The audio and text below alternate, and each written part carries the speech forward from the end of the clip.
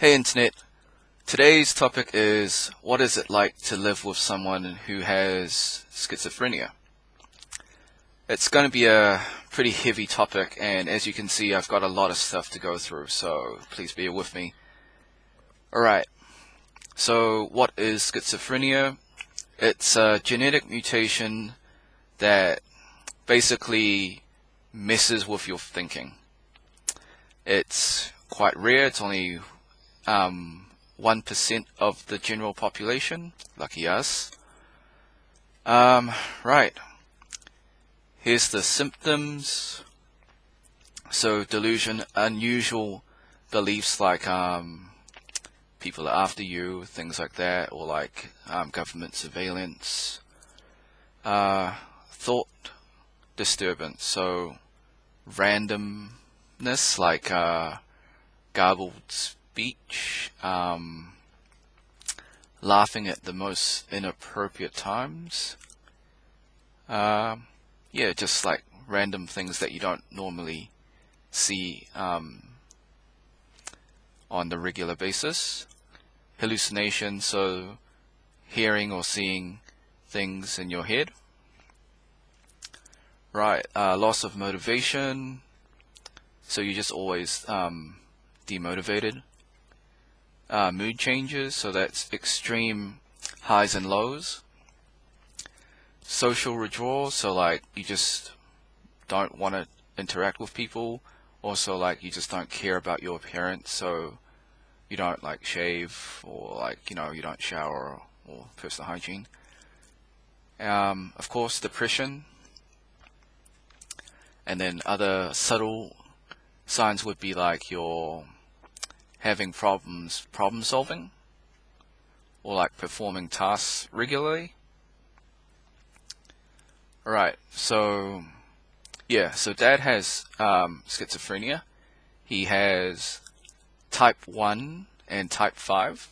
What that means is that he's got paranoid schizophrenia, which is most common, and he's also type 5, which is recovering as well. So for paranoid schizophrenics, they believe in like delusions. So Dad's one's quite common, like government surveillance. So, and since it was so common nowadays that all governments like spy on people, I didn't really notice it at first. And also the story, I'll get to a second story a bit later, but so how did Dad develop his schizophrenia? So when Dad was 16, Grandpa passed away, and that's what caused his schizophrenia to trigger. Alright, so moving on. Oh yeah, okay, so this is story number 2 for Dad. So Dad was taking his meds for around, so he's around 60 now, so around 40 something years, 50, close to 50 years. So he's been taking the same medication for 40 years, no problems, like no freakouts or anything like that. So it wasn't until like 2 years ago that he developed a resistance to it. And yeah, so at first I didn't really notice. He would, he said like the government spying on me, and like that's pretty common, so I didn't really notice it at first. And then later on, yeah, he just did some weird stuff like lighting incenses at night, which that is kind of unusual, but I thought it was like a event kind of thing, because I'm not really too heavy into the whole Chinese events, so I thought it was that. But when he like did it like 3 times, and then so the second time he woke everyone up and said like someone's after him, so okay, I thought something was up. When he did it the 3rd time, like alright, so I just talked to Dad, and like I asked him, hey Dad, you're acting strange, right? And like, can you like go to the doctors and get yourself checked out? Check yourself before you wreck yourself? So Dad agreed, and like he knew like something wasn't right. Like he doesn't normally do it. So yeah, he did agreed to go, and we did ring up the place. So in New Zealand, there is a Mental Health Act which provides a free psych eval, and like the mental health services is good because most of it is free. So a psych eval is a psychological evaluation or psychiatric assessment. Oh, yep. So okay, this is where things hit the fan. Right. So Dad did agree, right? And yep. So on the third night that we asked Dad to go, because third day we realized something was up, and said, all right, we'll take him tomorrow. So during the night, like Dad did some weird stuff, like he called the cops on himself, which, Dad, you don't need to do that. We're already going to see the doctors tomorrow. And yeah, Dad did that, and Dad actually gave the psychiatric card to the cops, so which the doctors were really nice. Like they actually came to our house, and yeah, so the cops waited for the doctors to come, and they did come. So the doctors said, yeah, we'll just take him to the mental institute, and we'll do some blood tests, see what's up, and test them out for mental illness. So okay, that's okay. So the cops asked Dad to ride with them in the car. Okay, fair enough. I asked the cops if I could ride with Dad, and they said that's not protocol. Please get in the other car, which kind of agitated Dad, which yeah didn't really help the situation.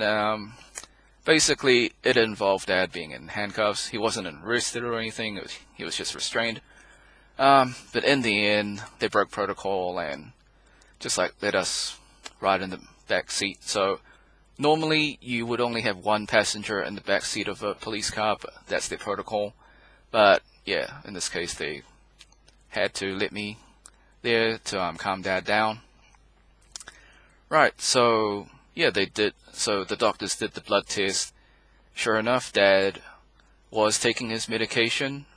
They just said that he developed a resistance to it after 40 to 50 years of taking the same medicine. And yep, so Dad was admitted to mental institution, psych ward, I guess. Right, so I can talk about my experiences when Dad was at a mental institution, I guess. So it's very much like in the movies where it's like similar to a prison where you sign in and then they buzz you in through different gates. Yeah.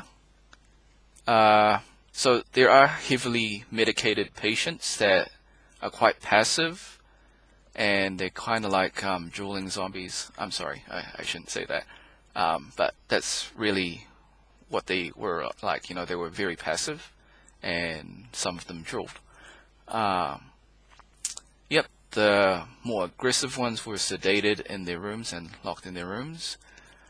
Yeah, for all the non-threatening, non-serious ones like Dad, it's pretty chill. Just walk around the mental institution, just watch TV, sleep, play chess, play games.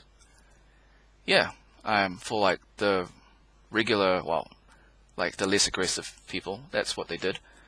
Yeah, so you're not allowed razor blades for obvious reasons, but we were allowed to take in disposable razor blades, and then the orderly would watch Dad shave, and then Dad would give us back the razor blades, and then the orderly would make us take the razor blade out. Yeah, so sharing a meal with a mental patient, So again, the orderly checks your food and make sure there's nothing in it. Make sure you're not sneaking contraband into the mental institution.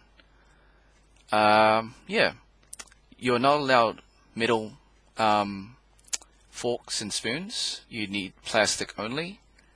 And once again, once you're done with the food, you gotta take all the utensils and Tupperware out. Yeah. Also, once you sign into an institution, you don't just hop out, right? You need to get a judge, you need to get a lawyer, and you need to get a medical approval from a doctor. So again, the Mental Health Act in New Zealand provides a free lawyer, and the judge is appointed to you. So you book an appointment, and the judge will just show up to the mental institution and review your case. And it happens quite quick, so it's like within 1 week. It's not like you have to wait months or anything like that. Yeah. So the medical doctor basically said, yep, he's got paranoid schizophrenia. He's got no history of violence, nothing like that. So what they did was they gave Dad new medication, and they just asked Dad to like go to a therapy/counseling session with them at a different place. So that's what Dad did, and they released Dad. Yeah, no problem since. So Dad's taking the new medication, and he's all good. No problems. Okay. Alright, so, yeah. So Dad's trigger was around about 16. So most males develop schizophrenia when they're about 15 to 30, but early onset can happen from 0 to 30. After the age of 45, you don't get triggers, or there's no development to schizophrenia, so you're in the clear after you're 45. So if there's one parent, the chances of genetically passing down the genes is 14%. So that leads to me. What about me? Right, so I'm currently 27, I'll be 28 next month. So 2 more years and I'll be in the I'll be less than 1%. So basically, once you pass 30, you'll be in the less than 1% range. So provided I don't have like another traumatic experience. Oh yeah. So basically how it triggers, it's like a traumatic experience, right? Sorry. Yeah, so I'll be in the less than 1% in the trigger range, and I should be okay. Am I afraid? Not really, although. So, alright. So, what happens to my future kids, right? So, if I meet someone and we have kids, and so as long as she doesn't have schizophrenia, and I don't have it in the next 2 years, then my kids should be okay. They should have, of course they will have the recessive gene, but it'll be like less than 0.05%, so they'll be fine. And even if they do have it, like, I know what to do. Like, just got to keep them active, so exercise is a real big thing. So you got to also get them to be lifelong learners, so yeah, I guess I got to get them involved in something that's constantly evolving. Yep, I don't want to force them into engineering, even though that's like a lifelong learning thing. Is there any other fears that I'm afraid of? I think it's just like the other subtle thing, like problem solving. Like, I've noticed right now that, like, I'm not sure if I'm trash because I'm trash, or is it because I might have schizophrenia. Like, for example, I'm trash at engineering, but am I trash because of my inexperience, or am I trash because of a mental illness? Regardless, I made a video yesterday about engineers with disability. I guess I'm gonna prove myself wrong, and I am gonna become an engineer with a mental illness, I guess.